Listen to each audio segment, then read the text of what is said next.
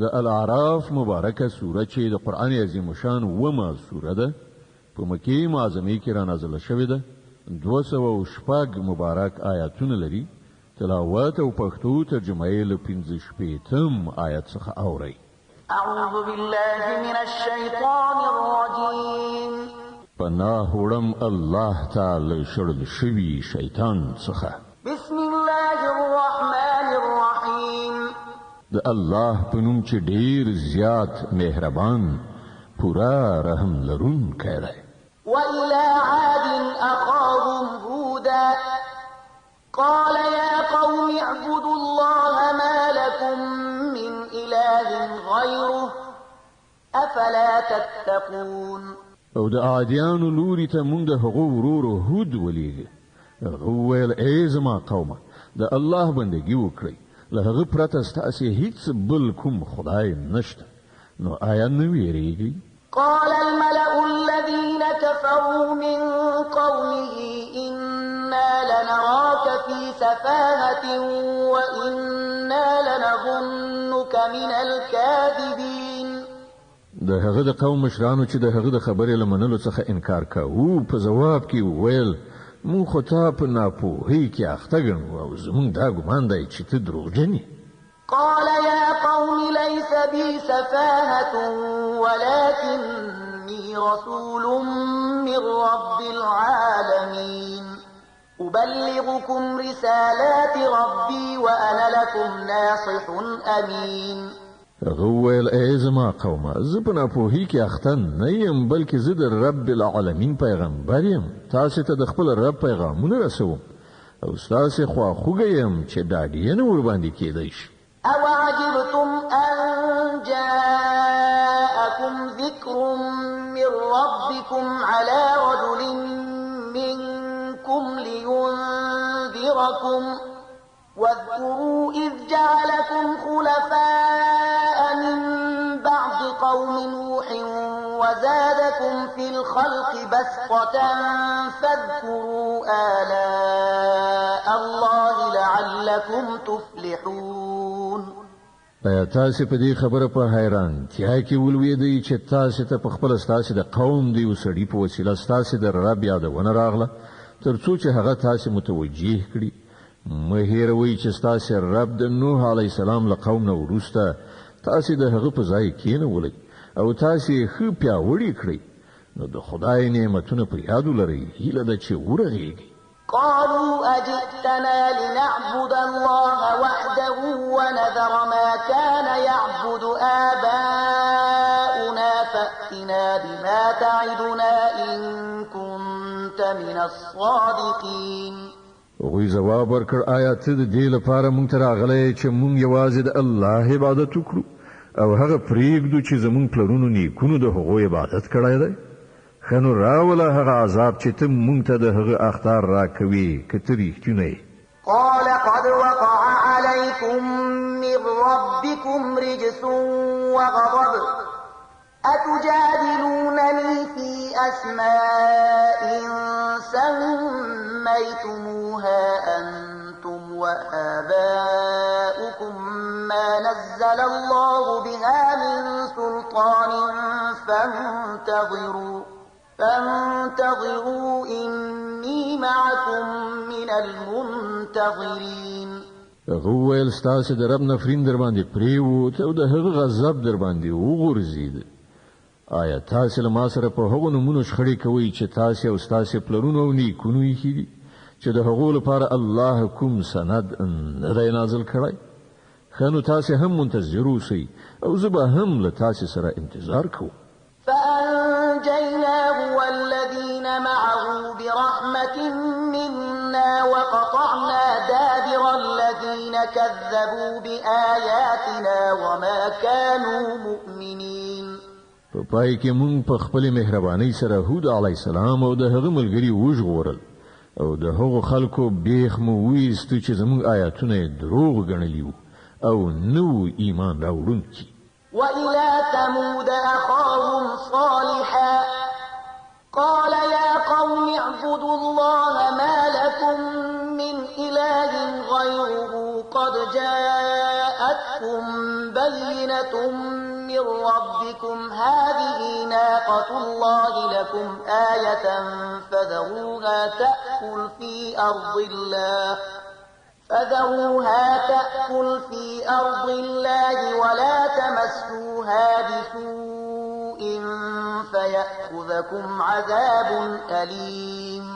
او سمودیانو ته موږ د هغو ورور صالح ولید. هغه وویل ای زما قومه د الله بندګي وکړئ، له هغه پرته ستاسې هیڅ بل خدای نشته. تاسې ته ستاسې د رب روښانه دلیل راغلی دی. د الله دا اوښه ستاسې لپاره د یوې نښانې په ډول ده.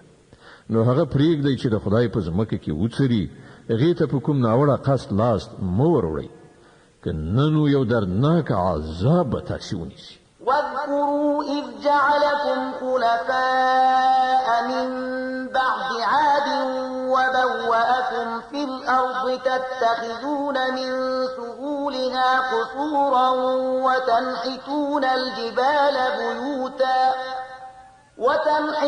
الجبال بيوتا فاذكروا آلاء الله ولا تعثوا في الأرض مفسدين. هغه وخت در په زړه کړئ چې کله الله د عاد له قوم نه وروسته تاسې د هغوی په ځای کېنولئ او تاسې ته یې په ځمکه کې دا مقام در په برخه کړ چې نن تاسې د هغې په هوارو میدانونو کې لوړې ماڼۍ جوړوئ او د هغې غرونه د کورونو په شکل توږئ. نو د هغه له نعمتونو څخه غافل کېږئ مه او په ځمکه کې فساد مه راوړئ. قال الملأ الذين استكبروا من قومه للذين استضعفوا لمن آمن منهم أتعلمون أن صالحا مرسل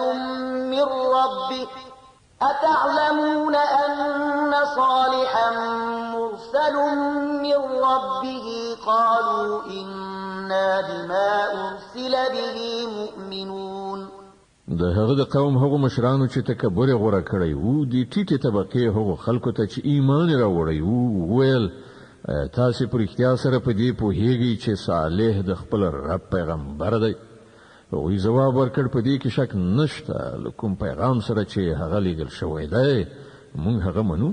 قال الذين استكبروا إنا بالذي آمنتم به كافرون. هغو تکبر کوونکو وویل کوم شی چې تاسې منلی دی موږ له هغه نه منکر یو. فعقروا الناقة وعتوا عن أمر ربهم وقالوا يا صالح ائتنا بما تعدنا إن كنت من المرسلين. بیا هغوی اوښه ووژله او له پوره سرغړونې سره یې د خپل رب له امر څخه مخالفت وکړ او صالح ته وویل چې راوله هغه عذاب چې ته موږ ته د هغه اخطار راکوي که ته په رښتیا سره له پیغمبرانو څخه یې. فأخذتهم الرجفة فأصبحوا في دارهم جاثمين فتولى عنهم وقال يا قوم لقد أبلغتكم رسالة ربي ونصحت لكم ولكن لا تحبون الناصحين. په پای کې یو لړزونکي آفت هغوی ونیول او هغوی په خپلو کورونو کې پړ مخې نسکور پراته پاتې شول او صالح علیه السلام دا ویل د هغو له کلو څخه و چې ای زما قومه ما د خپل رب پیغام تاسې ته ورسو او ما ستاسې ډیره خواخوږي وکړه، خو زه څه وکړم چې تاسې خپل خواخوږي نه خوښوئ. ولوطا إذ قال لقومه أتأتون الفاحشة ما سبقكم بها من أحد من العالمين.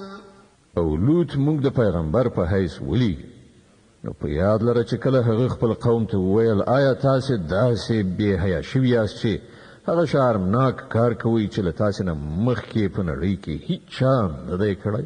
إنكم لتأتون الرجال شهوة من دون النساء بل أنتم قوم مسرفون.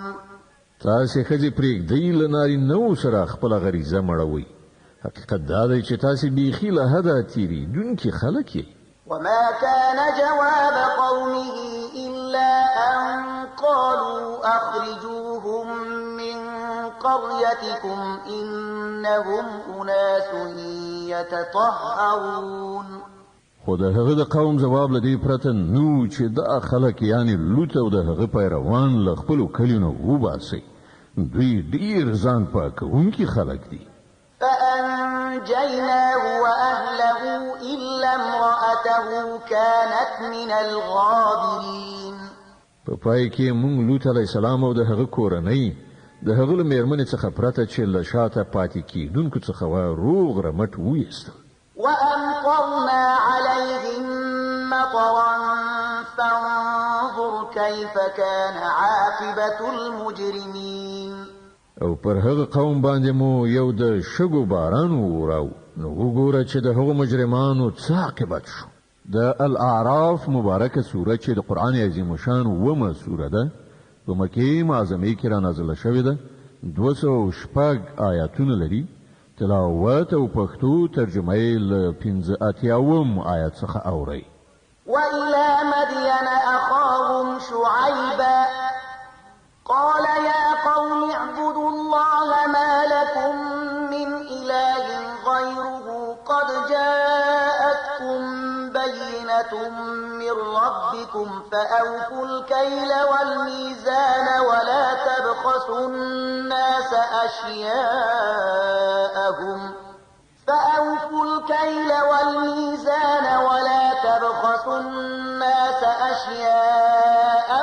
ولا تفسدوا في الأرض بعد إصلاحها ذلكم خير لكم إن كنتم مؤمنين. او د مدین اوسیدونکو ته موږ د هغوی ورور شعیب ولید. هغه وویل ای زما قومه د الله بندگی وکړئ له هغه پرته ستاسې هیڅ بل خدای نشته. تاسې ته ستاسې د رب څرګنده لارښوونه راغلې ده نو تله او پیمانه پوره کوئ او د خلکو مالونه د تللو یعنی وزن کولو په وخت کې مه کموئ او په ځمکه کې فساد مه راوړئ چې کله د هغې اصلاح شوې ده. په همدې کې ستاسې ښېګڼه ده که تاسې په رښتیا مؤمنان یاست. ولا تقعدوا بكل صراط توعدون وتصدون عن سبيل الله من آمن به وتبغونها عوجا واذكروا إذ كنتم قليلا فكثركم وانظروا كيف كان عاقبة المفسدين.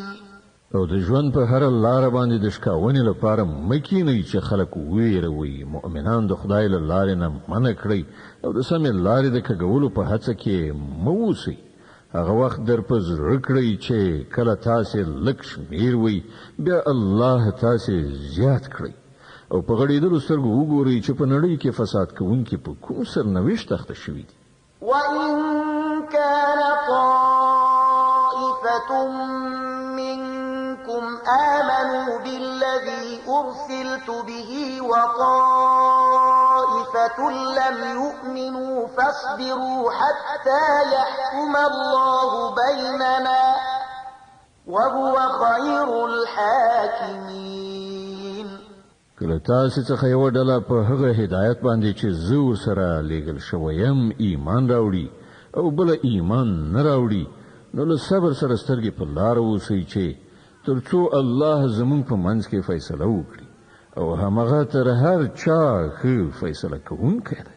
قال الملأ الذين استكبروا من قومه لنخرجنك يا شعيب والذين آمنوا معك من قريتنا أو لتعودن في ملتنا قال أولو كنا كارهين.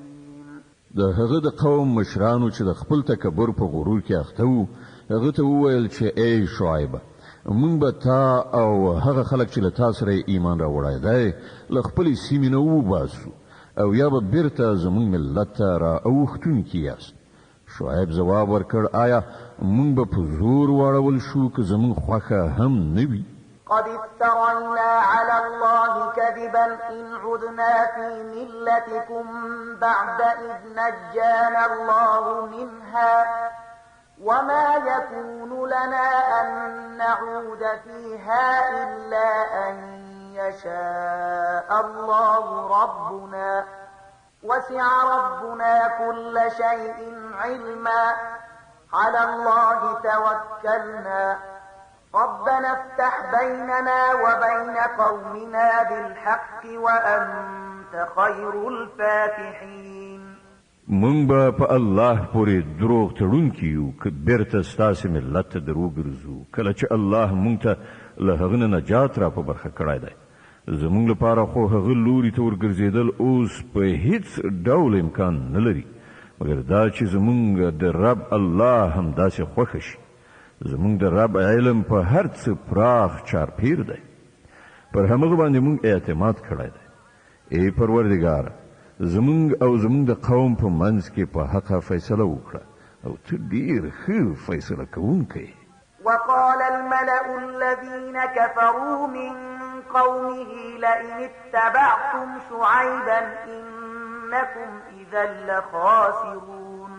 د هغه د قوم مشرانو چې د هغه د خبرې له منلو څخه یې انکار کړی وو په خپلو کې سره وویل که تاسې د شعیب پیروي قبوله کړه نو تباه به شئ. فأخذتهم الرجفة فأصبحوا في دارهم جاثمين. خو داسې پیښه شوه چې یو لړزونکی آفت یعنې زلزلې هغوی ونیول نو په خپلو کورونو کې په زنګنو ناست مړه پاتې شول. الذين كذبوا شعيبا كأن لم يغنوا فيها الذين كذبوا شعيبا كانوا هم الخاسرين. کوم خلکو چې شعیب دروغجن وګاڼه هغوی داسې له منځه لاړل چې ته به وایې هېڅکله په هغو کورونو کې نه وو اوسېدلي. هماغه د شعیب دروغ ګڼونکي په پای کې تباه شو. فتولى عنهم وقال يا قوم لقد أبلغتكم رسالات ربي ونصحت لكم فكيف آسى على قوم كافرين. او شعیب علیه السلام په دې وینا کولو سره د هغو له سیمې څخه ووت چې ای زما قومه ما د خپل رب پیغامونه تاسې ته ورسول او له تاسې سره د خواخوږۍ حق مې ادا کړ. اوس څنګه پر هغه قوم باندې افسوس وکړم چې د حق له منلو څخه انکار کوي. وما أرسلنا في قرية من نبي إلا أخذنا أهلها بالبأساء والضراء لعلهم يضرعون. هېڅکله داسې نه ده شوې چې مونږ کومې سیمې ته پیغمبر لیږلی وي او د هغې سیمې خلک مو مخکې په تنګلاسۍ او کړاوونو کې نه وي اخته کړي په دې تدبیر چې ښایي هغوی په زارویو شي. ثم بدلنا مكان السيئة الحسنة حتى عفوا وقالوا قد مس آباءنا الضراء والسراء فأخذناهم بغتة وهم لا يشعرون. بیا مونږ د هغو بېوزلي په سوکالۍ بدله کړه تر دې پورې چې د هغو بڼه ورغېدله وده یې وکړه یعنې شمیر یې زیات شو او په دې وینا یې خوله پرانستله چې زمونږ په پلرونو نیکونو باندې هم ښې بدې ورځې راغلي دي. په پای کې مونږ هغوی په ناڅاپي توګه ونیول او هغوی خبر قدرې هم نه شول. ولو أن أهل القرى آمنوا واتقوا لفتحنا عليهم بركات من السماء والأرض ولكن كذبوا فأخذناهم بما كانوا يكسبون. که د سیمو خلکو ایمان راوړی وای او د تقوا کړنلاره یې غوره کړې وای نو موږ به پر هغو باندې د اسمان او ځمکې د برکتونو دروازې پرانیستې وای خو هغو د دروغو نسبت وکړ نو موږ ځکه د هغې ناوړه ګټې په حساب کې هغوی ونیول چې هغو راغونډوله. أفأمن أهل القرى أن يأتيهم بأسنا بياتا وهم نائمون. او آیا د سیمو خلک اوس له دې نه بېغمه شوي دي چې زموږ عذاب به کله په ناڅاپي ډول د شپې له مخې چې هغوی ویده پراته وي ورباندې را نه شي؟ أوأمن أهل القرى أن يأتيهم بأسنا ضحى وهم يلعبون. یا هغوی ډاډه شوي دي چې زموږ محکم نیونکی لاس به کله په ناڅاپي توګه د ورځې له مخې چې هغوی په لوبو اخته وي ور ونه غځېږي. أفأمنوا مكر الله فلا يأمن مكر الله إلا القوم الخاسرون. آیا دوی د الله له پټ تدبیر نه بېغمه دي؟ په داسې حال کې چې د الله له پټ تدبیر نه همغه قوم بېغمه کېږي چې تباه کېدونکی وي. أولم يهد للذين يرثون الأرض من بعد أهلها أن لو نشاء أصبناهم بذنوبهم ونطبع على قلوبهم فهم لا يسمعون. او آیا هغو خلکو ته چې د ځمکې له پخوانیو اوسېدونکو نه وروسته د هغې وارثان ګرځي دغه واقعیت څه درس نه دی ورکړی چې که موږ وغواړو د هغوی په ګناهونو باندې هغوی نیولی شو او موږ د هغوی په زړونو باندې مهر وهو او بیا به هغوی هیڅ نه اوري. د الاعراف مبارکه سوره چې د قرآن عظیم شان ومه سوره ده په مکې معظمې کې رانازله شوې ده. 206 آیاتونه لري. تلاوت او پښتو ترجمه یې له 101 آیت څخه اورئ. تلك القرى نقص عليك من أنبائها ولقد جاءتهم رسلهم بالبينات فما كانوا ليؤمنوا بما كذبوا من قبل كذلك يطبع الله على قلوب الكافرين. دا قومونه چې موږ د حقوق کیسې درته اورو ستا په وړاندې مثالونه شته. د هغوی پیغمبرانو هغوی ته له ښکاره څرګندو نښانو سره راغلل. حکم شی چې هغوی یو ځل دروغ ګڼلی وو بیا د هغه منونکي نه وو. وګوره موږ په دغه شان د حق د منکرانو په زړونو باندې مهر وهو. وما وجدنا لأكثرهم من عهد وإن وجدنا أكثرهم لفاسقين. موږ د هغو په زیاترو کې د ژبنې یعنی وعدې څه وفا ونه موندله بلکې زیاتره مو فاسقان وموندل. ثم بعثنا من بعدهم موسى بآياتنا إلى فرعون وملئه فظلموا بها فانظر كيف كان عاقبة المفسدين. بیا له هغو قومونو څخه وروسته چې یاد کړل شول موږ موسی له خپلو نښانو سره فرعون او د هغه د قوم مشرانو ته ولیږه خو هغوی هم زموږ له نښانو سره د ظلم چلند وکړ. نو وګوره چې د هغو ورانکارو څه عاقبت شو. وقال موسى يا فرعون إني رسول من رب العالمين حقيق على ألا أقول على الله إلا الحق قد جئتكم ببينة من ربكم فأرسل معي بني إسرائيل. موسی وویل ای فرعون زه د کائناتو د څښتن لخوا استازی راغلی یم. زما دنده دا ده چې زه به د الله د نوم په اخیستلو له حقه پرته هیڅ کومه خبره نه کوم. زه تاسې ته ستاسې د رب له لوري د ماموریت له څرګند دلیل سره راغلی یم. نو له دې امله بني اسرائیل له ما سره ولېږه. قال إن كنت جئت بآية فأت بها إن كنت من الصادقين. فرعون وویل که تا کومه نښانه راوړې وي او په خپله دعوا کې رښتونه یې نو هغه راوښیه. فألقى عصاه فإذا هي ثعبان مبين. موسی خپله همسا وغورځوله او هغه په ناڅاپي ډول یو ژوندی ګړندی ښامار. ونزع يده فإذا هي بيضاء للناظرين. هغه له خپل ګریوان نه لاس راوویسته او ټولو کتونکو ته هغه سپین ځلېده. قال الملأ من قوم فرعون إن هذا لساحر عليم يريد أن يخرجكم من أرضكم فماذا تأمرون. په دې سره د فرعون د قوم مشرانو په خپلو منځو کې سره وویل چې په یقیني توګه دا سړی ډېر ماهر کوډګر دی غواړي له خپل هېواد نه ستاسې لاس وباسي. اوس وایي څه وایاست؟ قالوا أرجه وأخاه وأرسل في المدائن حاشرين يأتوك بكل ساحر عليم. بیا هغوی ټولو فرعون ته مشوره ورکړه چې د یو د دوی ورور په انتظار کې پرېږده او ټولو ښارونو ته استازي واستوه چې هر ماهر کوډګر درته راولي. وجاء السحرة فرعون قالوا إن لنا لأجرا إن كنا نحن الغالبين.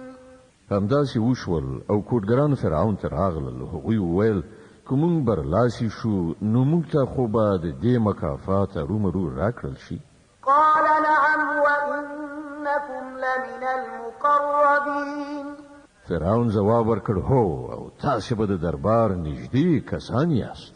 قالوا يا موسى إما أن تلقي وإما أن نكون نحن الملقين. بیا هغوی موسی ته وویل تی غورځوي که مونږ یې وغورځو. قال ألقوا فلما ألقوا سحروا أعين الناس واسترهبوهم وجاءوا بسحر عظيم. موسی جواب ورکړ تاسې وغورځوئ. هغوی چې د خپلو منترونو په ویلو وغورځولې نو سترګې مسحورې او زړونه یې په ویره کې واچول او ډېرې غټې کوډې وکړې. وأوحينا إلى موسى أن ألق عصاك فإذا هي تلقف ما يأفكون. موږ موسی ته اشاره وکړه چې خپله همسا وغورځوه. څنګه چې وغورځوله په همغه شیبه کې هغې د هغوی هغه د دروغو طلسم پوستوني کې تیراو. فوقع الحق وبطل ما كانوا يعملون. په دې ډول څه چې حق و هغه حق ثابت شو او څه چې هغوی جوړ کړي وو هغه باطل شو. فغلبوا هنالك وانقلبوا صاغرين. فرعون او د هغه ملګري د مقابلې په ډګر کې مغلوب شول او د برلاس کېدو په ځای په معکوس ډول خورا سپک شول. وألقي السحرة ساجدين قالوا آمنا برب العالمين رب موسى وهارون. او کوډګران په سجده پریوتل وی ویل مونږ رب العالمین ومانه هغه چې د موسی او هارون رب دی. قال فرعون آمنتم به قبل أن آذن لكم إن هذا لمكر مكرتموه في المدينة لتخرجوا منها أهلها فسوف تعلمون.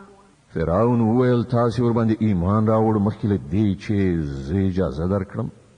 په یقیني توګه دا کومه پټه دسیسه وه چې تاسو په دې پایتخت کې په کار واچوله تر څو چې د هغه د واکمنانو لاس له واکمنۍ نه وباسئ. ښه نو اوس به د دې نتیجه تاسو ته څرګنده شي. لأقطعن أيديكم وأرجلكم من خلاف ثم لأصلبنكم أجمعين. زه به ستاسو لاسونه پښې ردې بدلې غوڅې کړم او له هغه وروسته به تاسو ټول په دارو زړو. قالوا إنا إلى ربنا منقلبون. هغوی ځواب ورکړ په هر حال زمونږ ورګرځېدل د همغه خپل رب په لوري دي. وما تنقم منا إلا أن آمنا بآيات ربنا لما جاءتنا ربنا أفرغ علينا صبرا وتوفنا مسلمين. ته چې په کومه خبره له موږ څخه غچ اخیستل غواړې هغه له دې پرته نور څه نه دي چې زمونږ د رب نښانې چې کله زمونږ مخې ته وړاندې شوې نو موږ هغه ومنلې. ای ربه پر موږ باندې صبر ووروه او موږ له نړۍ نه بوزه خو په داسې حال کې چې موږ ستا فرمان بردار اوسو. وقال الملأ من قوم فرعون أتذر موسى وقومه ليفسدوا في الأرض ويذرك وآلهتك قال سنقتل أبناءهم ونستحيي نساءهم وإنا فوقهم قاهرون. فرعون ته د هغه د قوم مشران وویل آیا ته موسی او د هغه قوم همداسې پرېږدي چې په ځمکه کې فساد وکړي او ستا د خدایانو بندګي پرېږدي؟ فرعون ځواب ورکړ زه به د هغو زامن ووژنم او د هغو ښځې به ژوندۍ پرېږدم او موږ پر هغو باندې د قدرت برلاسي لرو.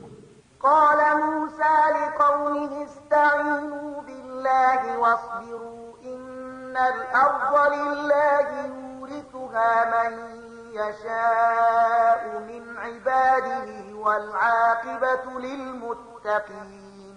موسی خپل قوم ته وویل له الله نه مرسته وغواړئ او زغم ولرئ، ځمکه د الله ده، له خپلو بندګانو څخه یې چې چاته خوښه شي د هغې وارث یې ګرځوي او وروستۍ کامیابي د همغو لپاره ده چې له هغه څخه په ویرېدو کار کوي. قالوا أوذينا من قبل أن تأتينا ومن بعد ما جئتنا قال عسى ربكم أن يهلك عدوكم ويستخلفكم في الأرض فينظر كيف تعملون.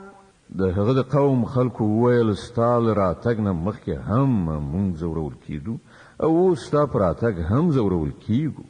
هغه ځواب ورکړ نږدې ده هغه وخت چې ستاسې رب ستاسې دښمنان هلاک کړي او تاسې ته په ځمکه کې خلافت درکړي، بیا وګوري چې تاسې څنګه عمل کوئ. ولقد أخذنا آل فرعون بالسنين ونقص من الثمرات لعلهم يذكرون.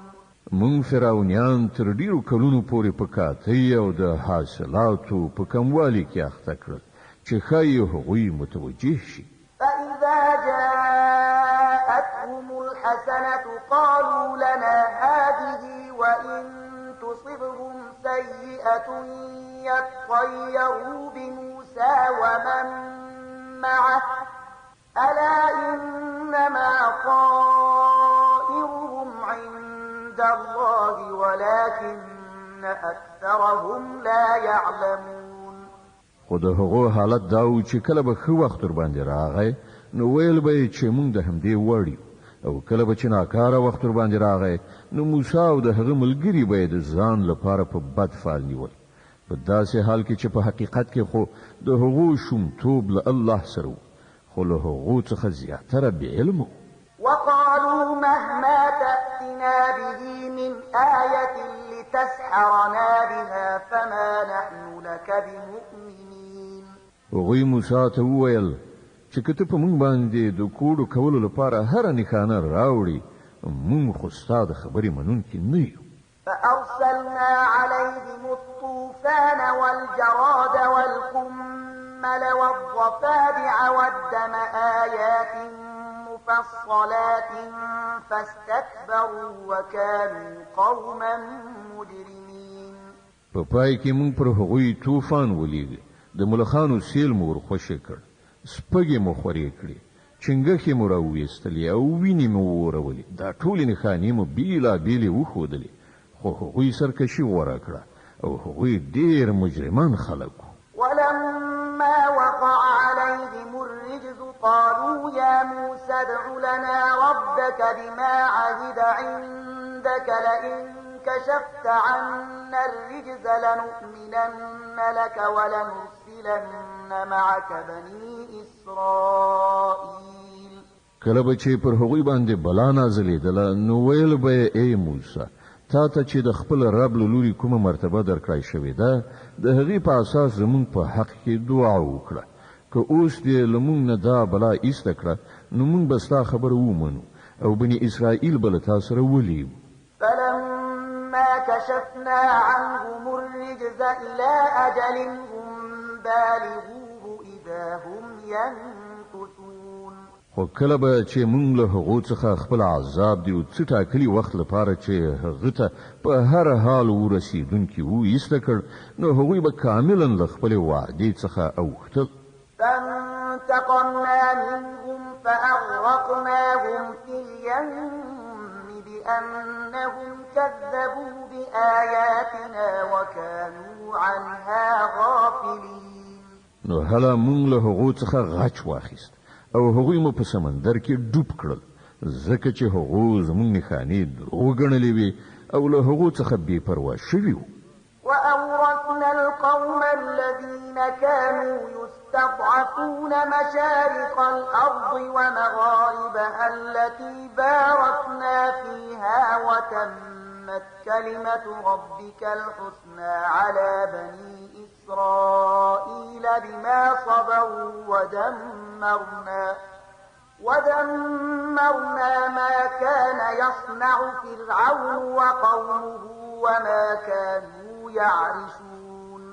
او د هغوی په ځای مونږ هغه خلک چې کمزوري کړای شوي وو د هغې ځمکې د ختیځ او لویدیځ وارثان وګرځول چې مونږ هغه له برکتونو څخه پوره معموره کړې وه.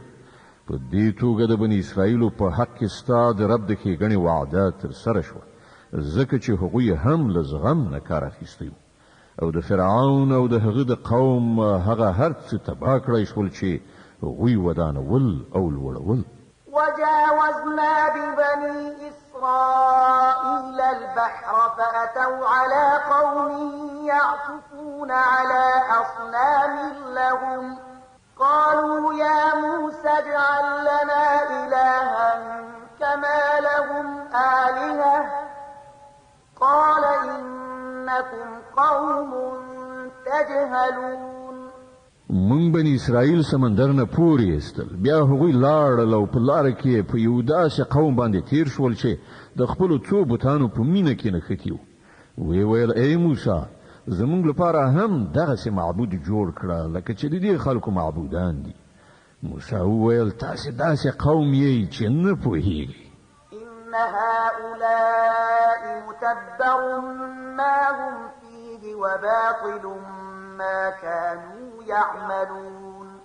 دا خلک چې د کومې کړنلارې پیروي کوي هغه خو تباه کېدونکې ده او کوم عمل چې هغوی سرته رسوي هغه سر تر پایه باطل دی. قال أغير الله أبغيكم إلها وهو فضلكم على العالمين.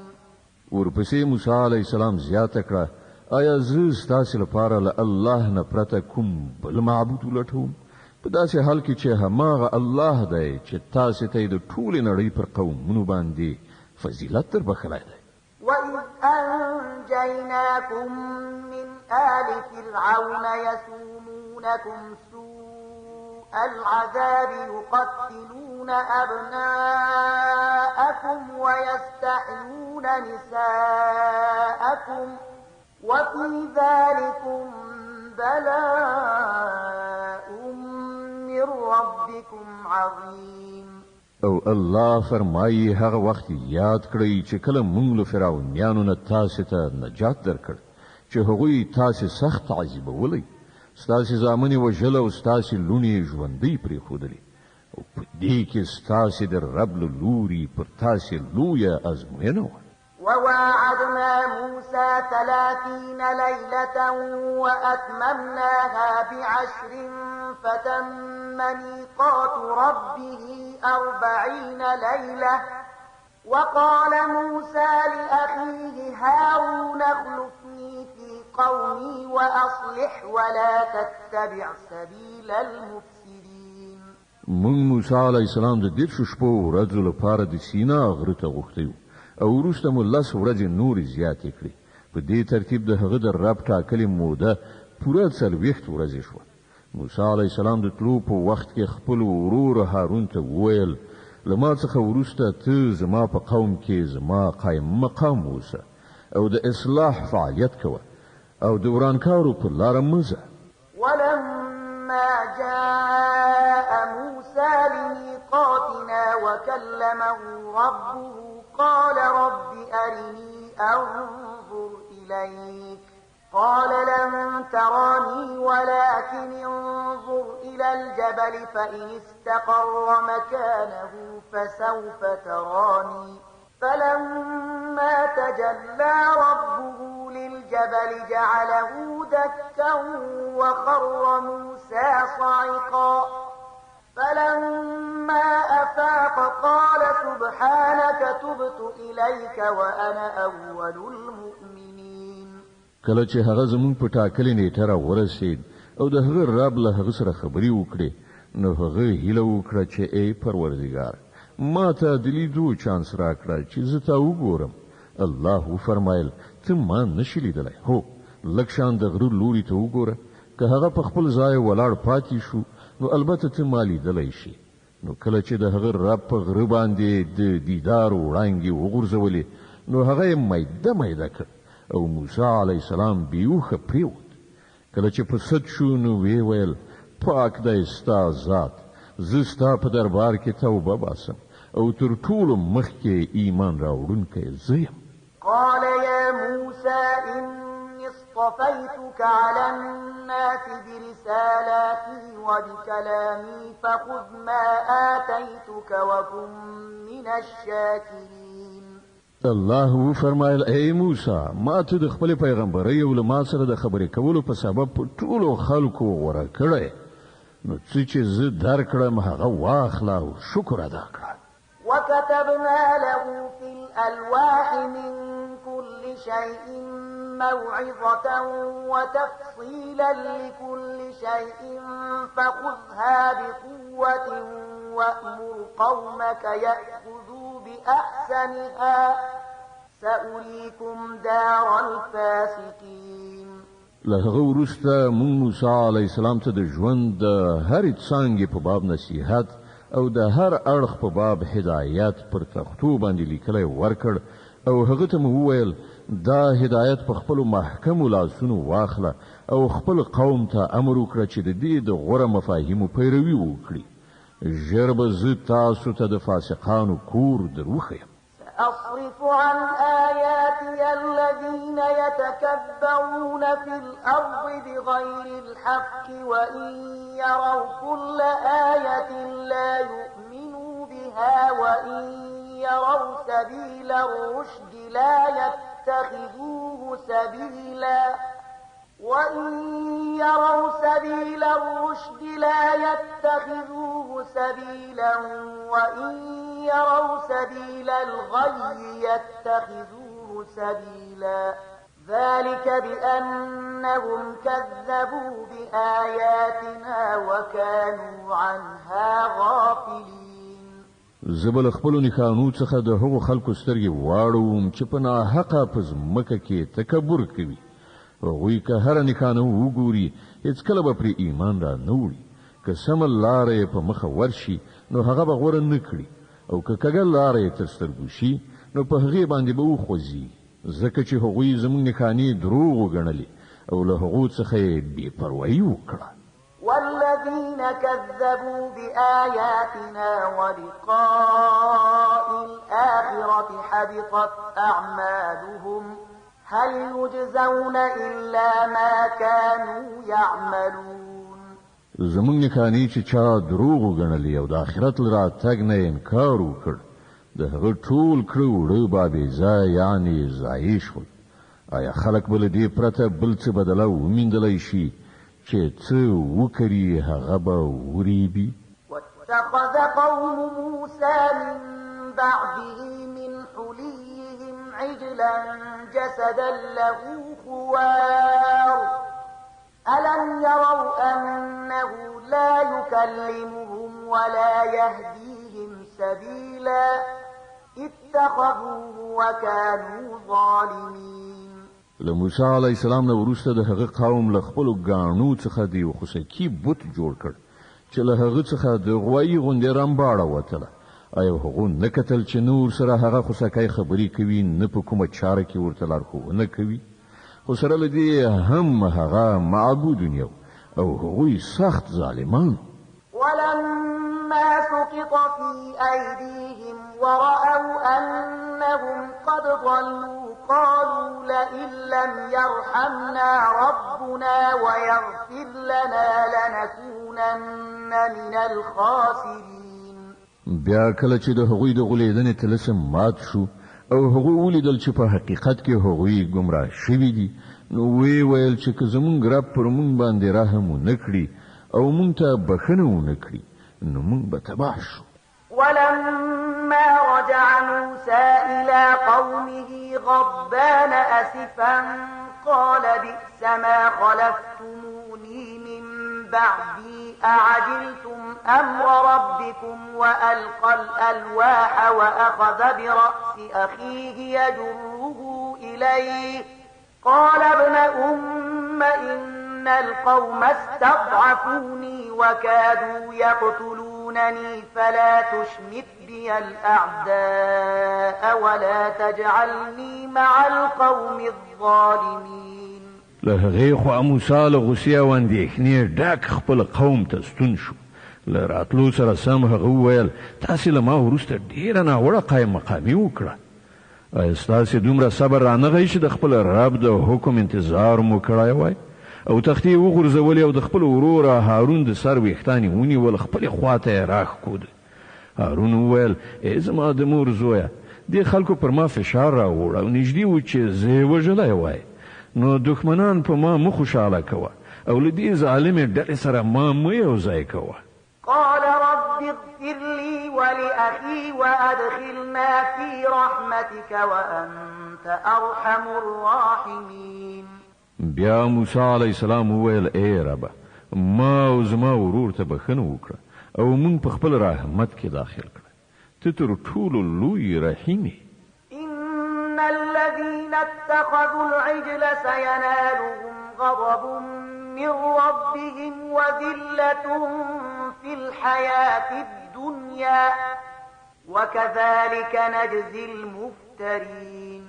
په جواب کې وویل شول چې کوم خلکو چې خوساکه معبود نیولای هغوی به ارومرو د خپل رب په غضب اخته شي او د دنیا په ژوندانه کې بل رسوایی سره مخامخ وي.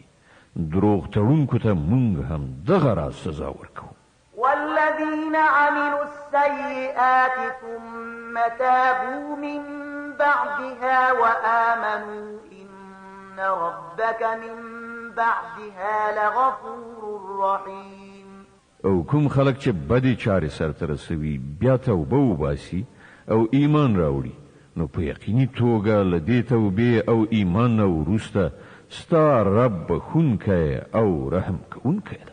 ولما سكت عن موسى الغضب أخذ الألواح وفي نسختها هدى ورحمة للذين هم لربهم يرهبون.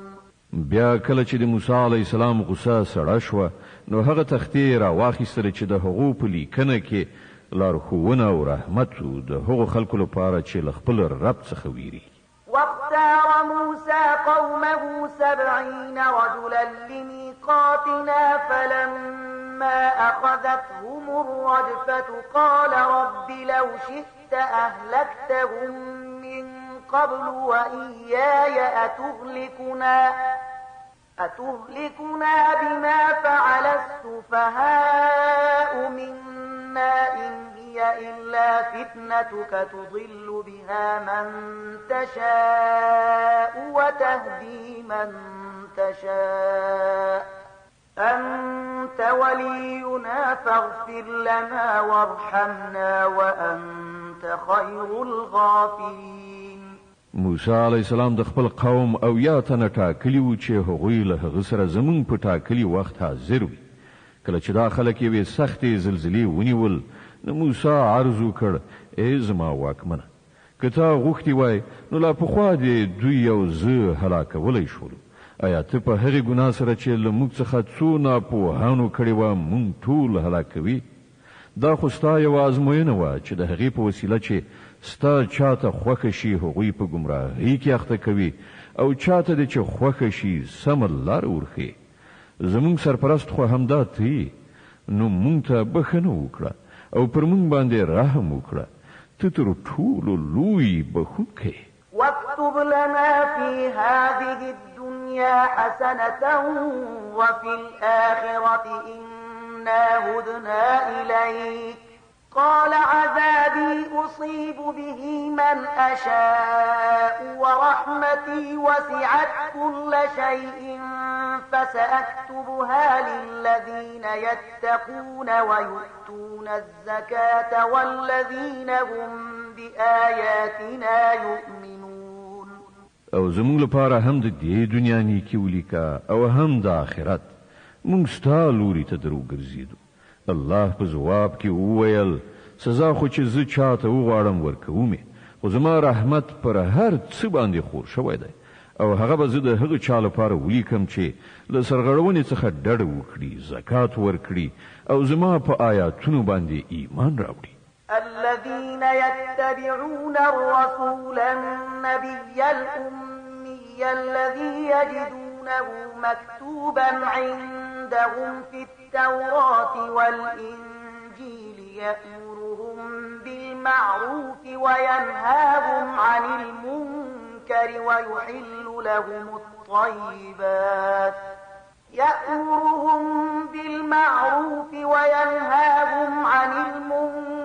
ويحل لهم الطيبات ويحرم عليهم الخبائث ويضع عنهم إصرهم والأغلال التي كانت عليهم فالذين آمنوا به وعزروه ونصروه واتبعوا النور الذي أنزل معه أولئك هم المفلحون.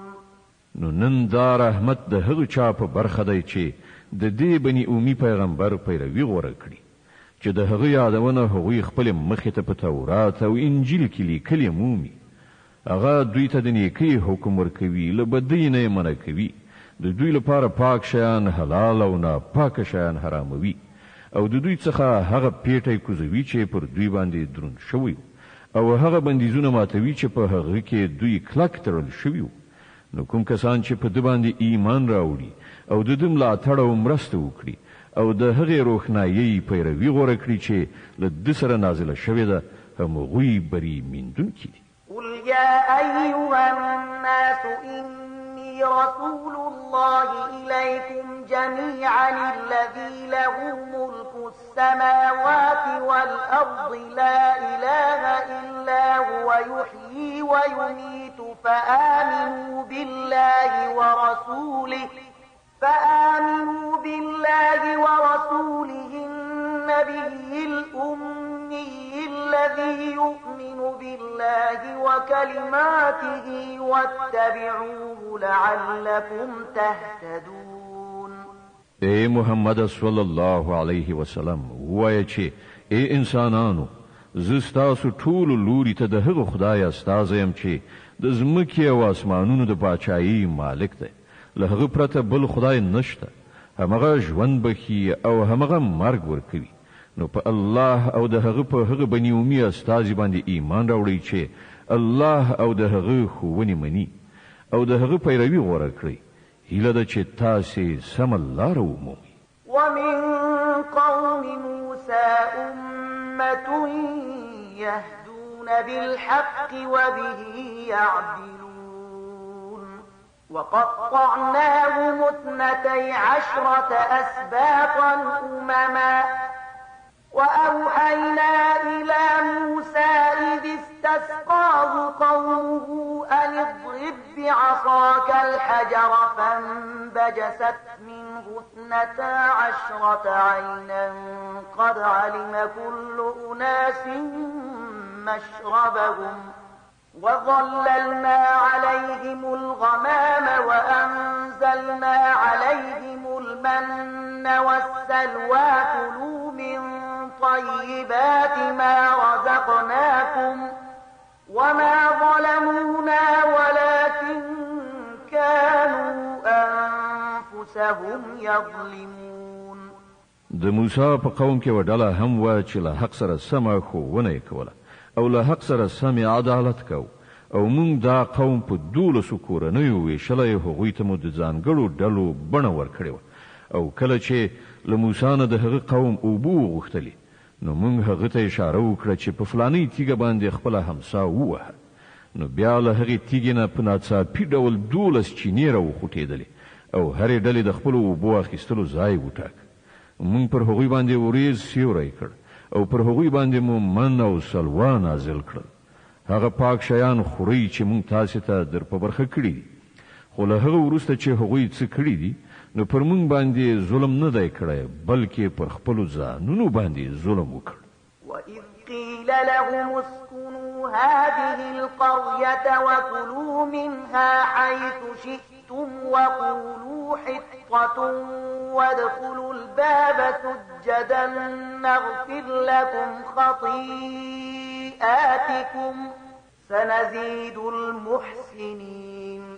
هغه وخت در په زړه کړه چې کله هغو ته ویل شوي وو چې په دې سیمه کې د اوسېدو لپاره ورشي او د هغې له حاصلاتو نه چې څنګه مو خوښه وي روزي په لاس راوړئ او ووایي ای خدایه زموږ ګناوې راوبخه ورشي او د ښار په دروازو کې سجده کوونکي ننوځئ موږ به ستاسې له خطاو څخه در تیر شو او د ښه چلند په غوره کوونکو به خپله پیرزوینه لا پسې زیاته کړو.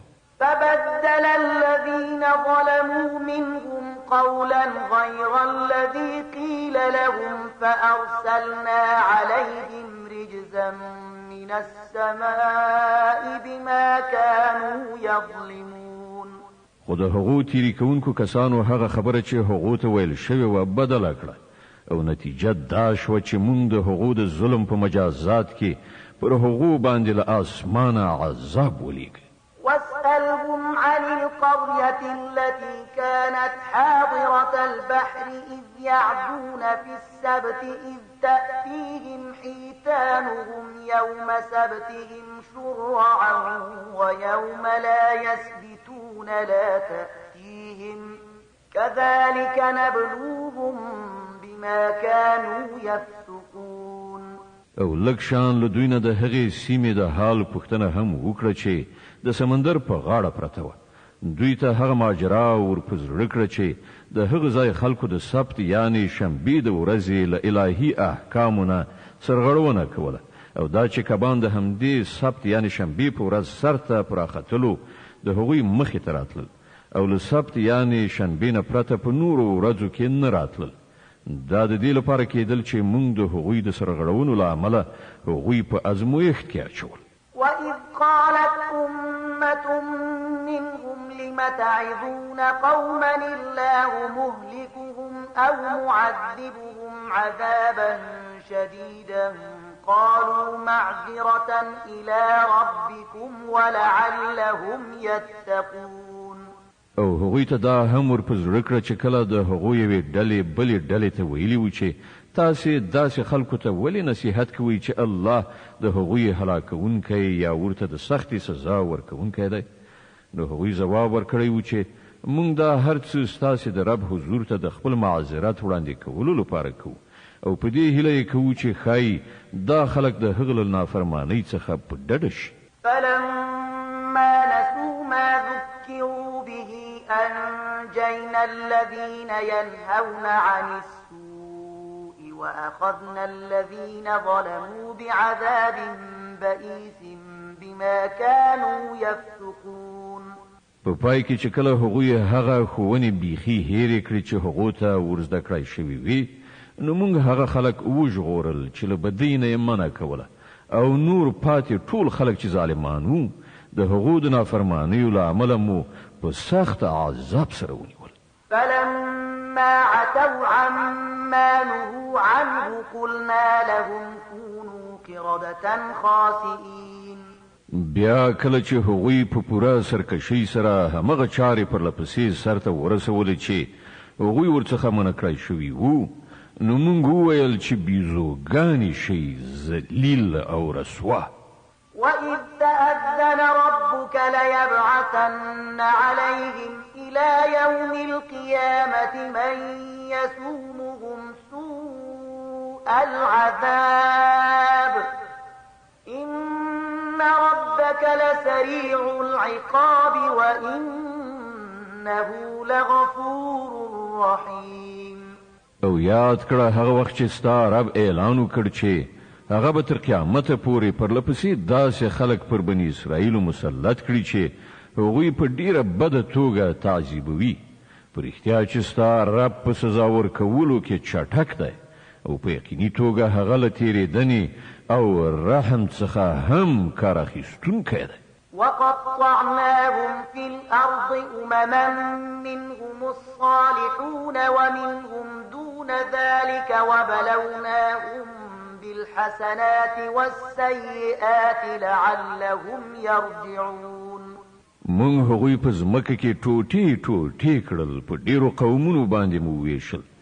ځینې خلک په هغو کې نیکانو او ځینې له هغو نه بل شان، او مونږ هغوی په ښو او بدو حالاتو سره په ازمویښت کې واچول چې ګوندې دوی بیرته راوګرځي. فخلف من بعدهم خلف ورثوا الكتاب يأخذون عرض هذا الأدنى ويقولون سيغفر لنا وإن يأتهم عرض مثله يأخذوه ألم يؤخذ عليهم ميثاق الكتاب ألا يقولوا على الله إلا الحق ودرسوا ما فيه والدار الآخرة خير للذين يتقون أفلا تعقلون.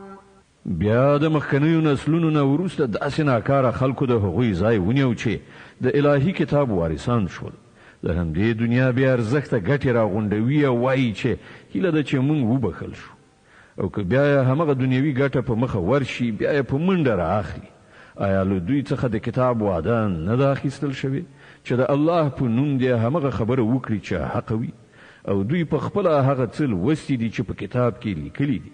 د آخرت استوګنځی خو یوازې له خدایه ویریدونکو کسانو لپاره ډېر غوره دی. آیا دوی نه پوهیږي؟ والذين يمسكون بالكتاب وأقاموا الصلاة إنا لا نضيع أجر المصلحين. کوم کسان چې په کتاب عمل کوي او لمونځ قائم کړی دی، دا یقیني ده چې د داسې ښو خلکو اجر به مونږ ضایع نه کړو. وإذ نتقنا الجبل فوقهم كأنه ظلة وظنوا أنه واقع بهم خذوا ما آتيناكم بقوة واذكروا ما فيه لعلكم تتقون. دوی ته هغه وخت هم څه په یاد دی چې مونږ غر راپورته کړی، پر دوی باندې مو داسې خور کړی و چې تا به ویل هغه چترۍ ده، او دوی ګمان کوو چې هغه به پر دوی باندې راوغورځي. او په هغه وخت کې مونږ دوی ته ویلي و چې کوم کتاب چې مونږ تاسې ته درکوو هغه کلک ونیسئ، او څه چې په هغه کې لیکلي دي هغه زده کړئ. هیله ده چې تاسې له انحراف نه وژغورل شئ. وإذ أخذ ربك من بني آدم من ظهورهم ذريتهم وأشهدهم على أنفسهم ألست بربكم قالوا بلى شهدنا أن تقولوا يوم القيامة إنا كنا عن هذا غافلين أو تقولوا إنما أشرك آباؤنا من قبل وكنا ذرية من بعدهم أفتهلكنا بما فعل المبطلون. او اے پیغمبره، خلکو ته هغه وخت ور پزړه کړه چې ستا رب د بنی آدمانو له شاګانو څخه د هغوی زوزات راوستلی وو، او هغوی په خپله په هغوی باندې شاهدان ګرځولي، او پوښتنه یې ورڅخه کړې وه آیا زه ستاسې خدای نه یم؟ هغوی وویل ارومرو همدا ته زمونږ رب یې، مونږ په دې باندې شاهدي ووایو. دا مونږ د دې لپاره وکړل چې چېرته تاسې د قیامت په ورځ دا ونه وایئ چې مونږ خو له دې خبرې ناخبره وو، یا دا ونه وایئ چې شرک خو زمونږ پلار نیکه له مونږ نه مخکې پیل کړی او مونږ وروسته د هغو له زوزات څخه پیدا شو. نو آیا ته مونږ په هغه قصور نیسې چې منحرفو خلکو کړی؟ وكذلك نفصل الآيات ولعلهم يرجعون. ګوره په دې توګه مونږ نښانې په څرګنده توګه وړاندې کوو، او د دې لپاره وړاندې کوو چې دا خلک راواوړي. د الاعراف مبارکه سوره چې په مکې معظمې کې را نازله شوې ده 206 مبارک آیاتونه لري. تلاوت او پښتو ترجمه یې له 115 آیت څخه اوري. واتل عليهم نبأ الذي آتيناه آياتنا فانسلخ منها فأتبعه الشيطان فكان من الغاوين. او اے محمد صلی الله علیه وسلم، دوی ته د هغه چا حال بیان کړه چې هغه ته موږ د خپل آیاتونو علم ورکړی خو هغه د هغو له عملي کولو څخه ووت په پای کې شیطان ورپسې شو تر دې پورې چې هغه له لارو ورکو څخه شو. ولو شئنا لرفعناه بها ولكنه أخلد إلى الأرض واتبع هواه فمثله كمثل الكلب إن تحمل عليه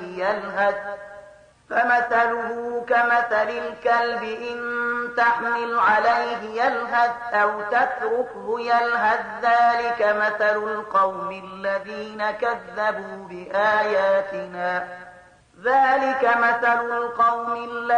كذبوا بآياتنا فاقصص القصص لعلهم يتفكرون.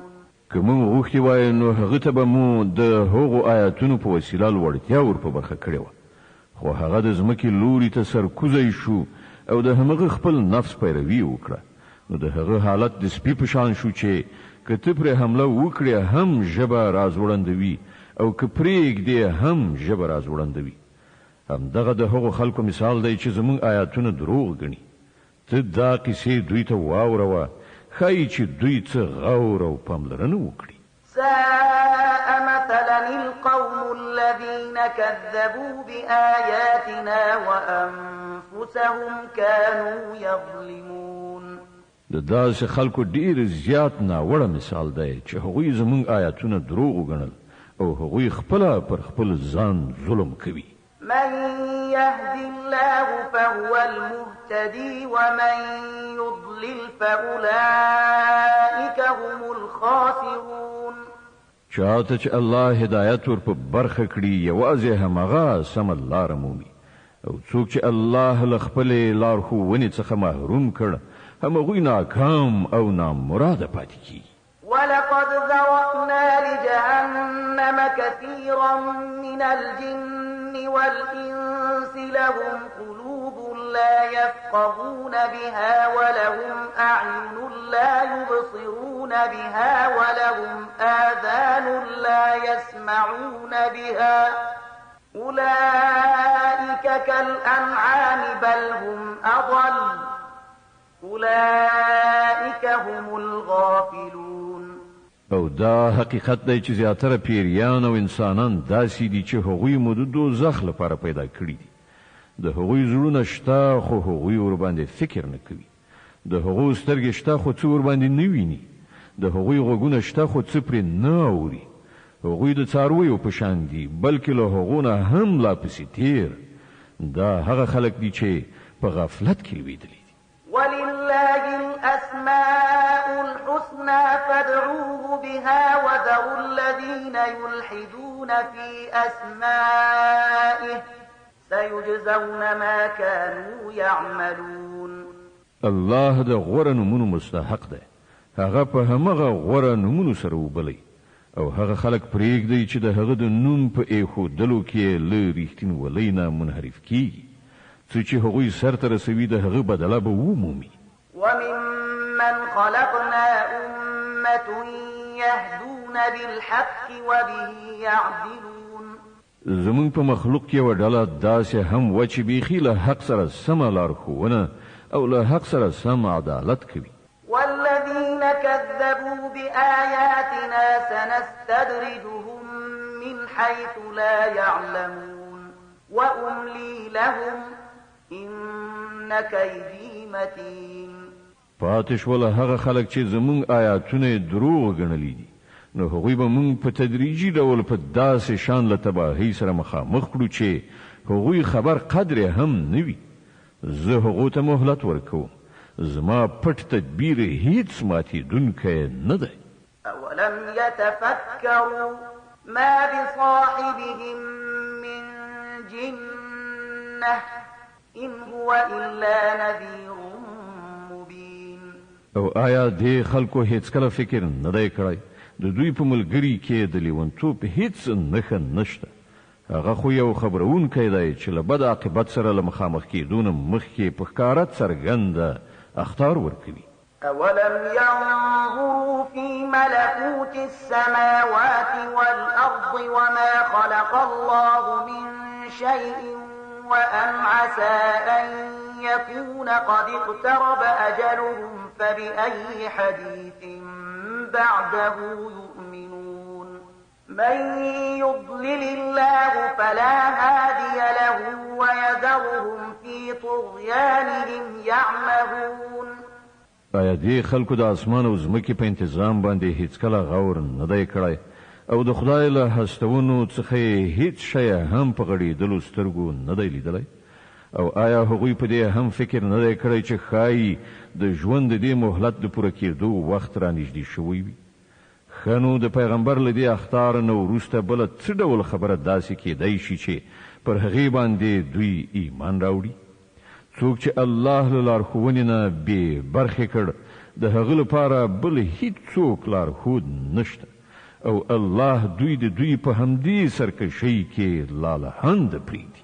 يسألونك عن الساعة أيان مرساها قل إنما علمها عند ربي لا يجليها لوقتها إلا هو ثقلت في السماوات والأرض لا تأتيكم إلا بغتة يسألونك كأنك حفي عنها قل إنما علمها عند الله ولكن أكثر الناس لا يعلمون.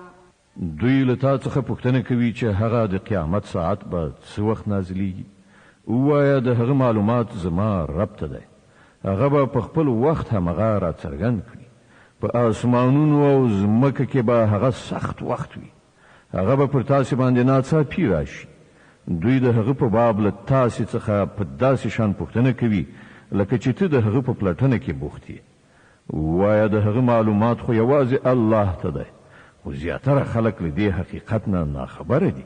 قل لا أملك لنفسي نفعا ولا ضرا إلا ما شاء الله ولو كنت أعلم الغيب لاستكثرت من الخير وما مسني السوء إن أنا إلا نذير وبشير لقوم يؤمنون. اے محمد دوی ته ووایه چې زه د خپل ځان لپاره د څه ګټې او زیان واک نه لرم. همغه الله چې څه غواړي هغه کیږي، او که زه په غیب عالم وای نو ما به ډېرې ګټې ځان ته اړولې وي او ما ته به هیڅکله څه زیان نه ورسېدلی. زه خو صرف یو خبرونکی او زیری کوونکی یم د هغو خلکو لپاره چې زما خبره مني.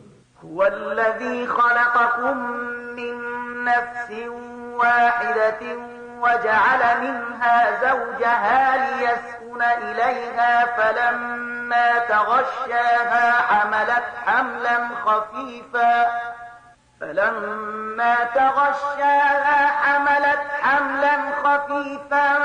فمرت به فلما أثقلت دعوا الله ربهما لئن آتيتنا صالحا لنكونن من الشاكرين. هغه همغه الله دی چې تاسې لیون نفس څخه پیدا کړی او د همغه له جنس نه یې د هغه جوړه منځته راوړه تر څو چې له هغې سره بسیا شي. بیا کله چې نارینه ښځه وپوښله نو هغه بارداره شوه په سپک غوندې بار سره چې د هغه په اخیستلو هغه وګرځېده راوګرځېده. نو کله چې هغه دروند شو نو دواړو یو ځای له الله خپل رب څخه غوښتنه وکړه چې که تا مونږ ته ښه غوندې زوی راکړ نو مونږ به ستا شکر ویستونکي اوسو. فلما آتاهما صالحا جعلا له شركاء فيما آتاهما فتعالى الله عما يشركون. خو کله چې الله هغوی ته یو صحیح روغ رمټ زوی ورکړ نو هغو د هغه په دې بخشش او پیرزوینه کې نور له هغه سره شریک وانګیرل. الله له هغو مشرکانه خبرو څخه ډیر لوړ او پورته دی چې دا خلک یې کوي. أيشركون ما لا يخلق شيئا وهم يخلقون. څومره ناپوه دي دا خلک چې هغه له خدای سره شریکوي چې هیڅ شی هم نه پیدا کوي بلکې په خپله پیدا کول کیږي. ولا يستطيعون لهم نصرا ولا أنفسهم ينصرون. دا شریکان نه له هغو سره مرسته کولای شي او نه له خپل ځان سره د مرستې وس لري. وإن تدعوهم إلى الهدى لا يتبعوكم سواء عليكم أدعوتموهم أم أنتم صامتون. که تاسې هغوی ته د سمې لارې په لور د راتګ بلنه ورکړئ نو هغوی به په تاسې پسې رات نه شي. که تاسې هغوی ته غږ وکړئ او که چوپ اوسئ په دواړو صورتونو کې ستاسې لپاره همدا یو شان دي. إن الذين تدعون من دون الله عباد أمثالكم فادعوهم فليستجيبوا لكم إن كنتم صادقين. تاسې چې له خدایه پرته کومو ته بلنه ورکوئ هغوی خو صرف بندگان دي لکه څنګه چې تاسې بندگان یاست. له هغو نه دعاګانې وغواړئ وګورئ دوی د ستاسې د دعاګانو ځواب درکړي که د دوی په باب ستاسې انګېرنې صحیح وي. ألهم أرجل يمشون بها أم لهم أيدي يبطشون بها أم لهم أعين يبصرون بها أم لهم آذان يسمعون بها قل ادعوا شركاءكم ثم كيدون فلا تنظرون. آیا دوی پښې لري چې ور باندې لاړ شي؟ آیا دوی لاسونه لري چې په هغو سره ونیسي؟ آیا دوی سترګې لري چې په هغو سره وویني؟ آیا دوی غوږونه لري چې په هغو سره واوري؟ ای محمده دوی ته ووایه چې خپل انګېرلي شریکان راوبلئ بیا تاسې ټول لاس یو کړئ زما پر خلاف دسیسې جوړې کړئ او ما ته هیڅکله مهلت مه راکوئ. إن وليي الله الذي نزل الكتاب وهو يتولى الصالحين. زما ملاتړ او مرستندوی هغه خدای دی چې هغه دا کتاب نازل کړی دی او هغه د ښو خلکو ملاتړ کوي. والذين تدعون من دونه لا يستطيعون نصركم ولا أنفسهم ينصرون. د دې پر خلاف چې له خدایه پرته کومو ته بلنه ورکوي هغوی نه له تاسې سره مرسته کولی شي او نه د دې وړ دي چې له خپل ځان سره مرسته وکړي. وإن تدعوهم إلى الهدى لا يسمعوا وتراهم ينظرون إليك وهم لا يبصرون. او که ته ای پیغمبره هغوی هدایت را وبولې نو نه اوري او ته ویني چې درته ګوري خو دوی څه نه ویني. خذ العفو وأمر بالعرف وأعرض عن الجاهلين. ای پیغمبره د نرمۍ او تیریدنې لاره غوره کړه د ښو چارو ښوونکی اوسه او له ناپوهانو څخه مخ واړوه. وإما ينزغنك من الشيطان نزغ فاستعذ بالله إنه سميع عليم. که کله د شیطان ولمسوي نو د الله پناه وغواړه هغه د هر څه اورېدونکی او په هر څه پوهېدونکی دی. إن الذين اتقوا إذا مسهم طائف من الشيطان تذكروا فإذا هم مبصرون وإخوانهم يمدونهم في الغي ثم لا يقصرون. په حقیقت کې چې څوک پرهیزګاران دي د هغوی حال دا وي چې کله د شیطان لا اغېزې نه ناوړه مفکوره ورسره پیدا کیږي نو سم د لاسه متوجه کیږي او بیا هغوی په څرګنده توګه ویني چې د هغو لپاره سمه کړنلاره کومه یوه ده. وإذا لم تأتهم بآية قالوا لولا اجتبيتها قل إنما أتبع ما يوحى إلي من ربي هذا بصائر من ربكم وهدى ورحمة لقوم يؤمنون. پاتې شول د شیطانانو ورونه نو هغوی په خپله کږه لاره راکاږي او د هغوی په منحرف کولو کې هیڅ کمی نه کوي.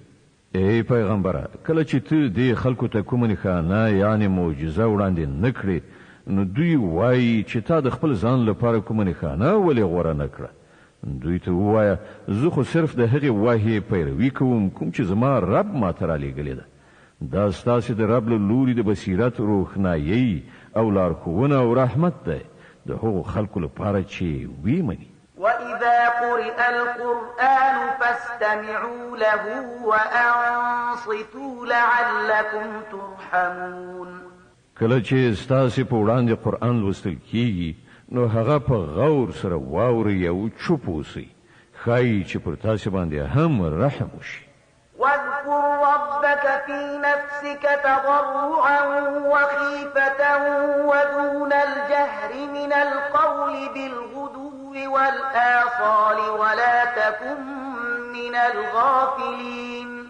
ای پیغمبره خپل رب سهار او ماښام په زړه کې له زارۍ او ویرې سره او په ژبه او ورو اواز سره یادوه ته له دې خلکو څخه مه کېږه چې په غفلت کې لوېدلي دي د الاعراف مبارکه سوره چې د قرآن عظیم شان اومه سوره ده په مکې معظمې کې را نازله شوې ده 206 مبارک آیاتونه لري تلاوت او پښتو ترجمه یې له 206 آیت څخه اوري د دې آیت په اوریدلو سره یوه د تلاوت سجده واجبه کیږي دا د قرآن عظیم شان د تلاوت لومړی سجده ده إن الذين عند ربك لا يستكبرون عن عبادته ويسبحونه وله يسجدون کومې پرښتې چې ستا د رب په وړاندې د نږدېوالي مرتبه لري هغوی هیڅکله د خپل تکبر په غرور کې نه ډوبېږي چې د هغه له عبادت څخه مخ واړوي هغه په پاکۍ سره ستایي او د هغه په وړاندې سر په سجده چیټوي د الانفال مبارکه سوره چې په مدینه منورې کې را نازله شوې ده 15 مبارک آیاتونه لري تلاوت او پښتو ترجمه یې له لومړي آیت څخه اوري بسم الله الرحمن الرحیم د الله په نوم چې ډیر زیات مهربان پورا رحم لرونکی دی يسألونك عن الأنفال قل الأنفال لله والرسول فاتقوا الله وأصلحوا ذات بينكم وأطيعوا الله ورسوله إن كنتم مؤمنين لتا څخه د انفال یعنی د ولجې د مالونو په باب پوښتنه کوي وایا د انفال یعنی د ولجې مالونه خود الله او د هغه د پیغمبر دي نو تاسو له الله څخه وویریږئ او خپل منځي اړیکې سمې کړئ او د الله او د هغه د پیغمبر اطاعت وکړئ که تاسو مؤمنان یاست إنما المؤمنون الذين إذا ذكر الله وجلت قلوبهم وإذا تليت عليهم آياته زادتهم إيمانا وعلى ربهم يتوكلون الذين يقيمون الصلاة ومما رزقناهم ينفقون ریښتینی مؤمنان خو هغه دي چې د هغو زړونه د الله د یاد په اوریدلو لړزيږي او کله چې د هغو په وړاندې د الله آیاتونه لوستل کیږي نو د هغو ایمان زیاتیږي او هغوی په خپل رب باندې اعتماد لري هغه کسان چې لمونځ قایموي او څه چې موږ هغو ته ورکړي دي له هغو څخه زموږ په لار کې لګوي أولئك هم المؤمنون حقا لهم درجات عند ربهم ومغفرة ورزق كريم همداسې خلک حقیقي مؤمنان دي د هغو لپاره د هغو له رب سره لوی درجې دي له ګناهونو څخه تیریدنه او ډیره غوره روزي ده كما أخرجك ربك من بيتك بالحق وإن فريقا من المؤمنين لكارهون يجادلونك في الحق بعدما تبين كأنما يساقون إلى الموت وهم ينظرون د دې ولجې د مالونو په باب هم همغسې صورت رامنځته کیږي لکه څنګه چې په هغه وخت کې رامنځته شوی و چې کله ستا رب ته له حق سره له خپله کوره ویستلی وي او له مؤمنانو څخه د یوې ډلې لپاره دا ډیره بده برېښېدله. هغوی د دې حق په باب له تا سره په جګړه و په داسې حال کې چې هغه په ډاګه څرګنده ښکاره شوی و. د هغو حال دا و چې تا به ویل د سترګو لیدلي مرګ لوري ته وروستل کیږي.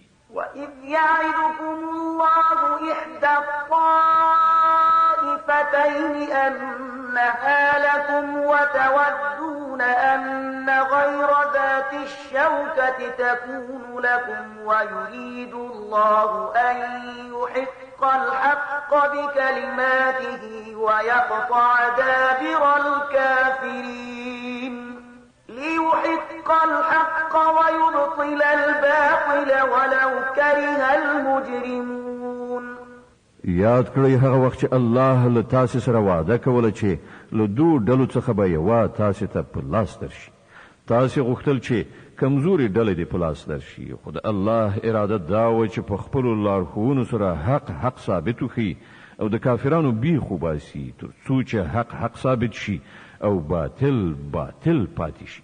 که دا د مجرمانو لپاره څومره ناکاره بریښي هم. إذ تستغيثون ربكم فاستجاب لكم أني ممدكم ب1000 من الملائكة مردفين. او هغه وخت چې کله تاسې خپل پروردګار ته فریاد کوو په جواب کې هغه وفرمایل چې زه ستاسې د مرستې لپاره پرله پسې 1000 فرښتې درلیږم. وما جعله الله إلا بشرى ولتطمئن به قلوبكم وما النصر إلا من عند الله إن الله عزيز حكيم. دا خبره الله تاسې ته صرف په دې خاطر دروښودله چې ستاسې لپاره زیری وي او ستاسې زړونه پرې ډاډه شي. که نن مرسته خو چې هر کله کیږي د همغه الله له لوري کیږي. په یقیني توګه الله برلاس او د حکمت څښتن دی. إذ يغشيكم النعاس أمنة منه وينزل عليكم من السماء ماء ليطهركم به ويذهب عنكم رجز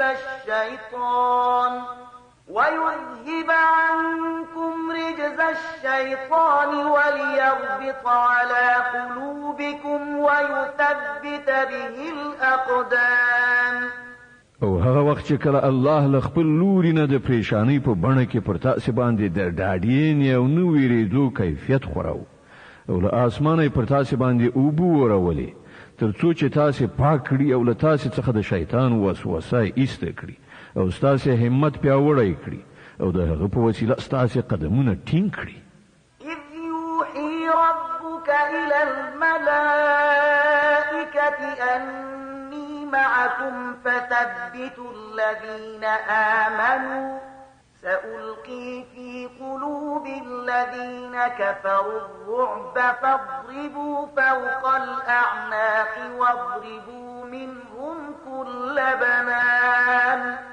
او هغه وخت چې کله ستا عرب پرښتو ته وحی وکړه چې زه له تاسې سره یم د مؤمنانو قدمونه ثابت کړئ، زه به همدا اوس د کافرانو په زړونو کې ویره واچوم، نو تاسې د هغو پر غاړو باندې ګزار وکړئ او بند یې ووهئ.